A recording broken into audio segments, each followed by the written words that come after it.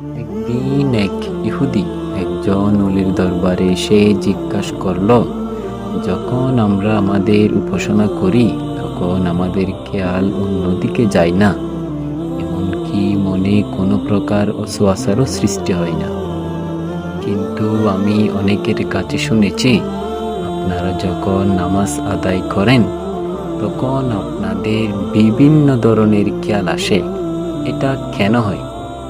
তার উত্তরে ওই আল্লাহর অলি তাকে জবাব দিলেন, মনে করুন দুটি ঘর, একটি ঘর হলো খালি আর অপরটা হলো হীরা দ্বারা পরিপূর্ণ। এখন বলুন দেখি, চোর কোন ঘরের ভিতর চুরি করতে আসবে?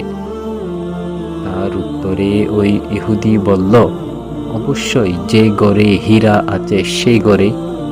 এবার ওই আল্লাহর অলি তাকে বললেন, কাফির এবং মুসলমানদের অন্তরের অবস্থা হলো এরকমই।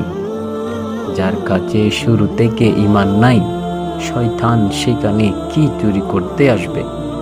কেননা একজন মুসলিম ব্যক্তি যখন আল্লাহর জন্য জায়নামাজে দাঁড়িয়ে নামাজ পড়তে শুরু করে, শয়তান সেটা সহ্য করতে না পারে বিভিন্ন ধরনের অসুয়াশার সৃষ্টি করে, যাতে তার নামাজ ভঙ্গ হয়ে যায়। আর যারা কাফির তারা তো সর্বক্ষণ বেঈমান, তাদের তো কোনো ঈমান নাই।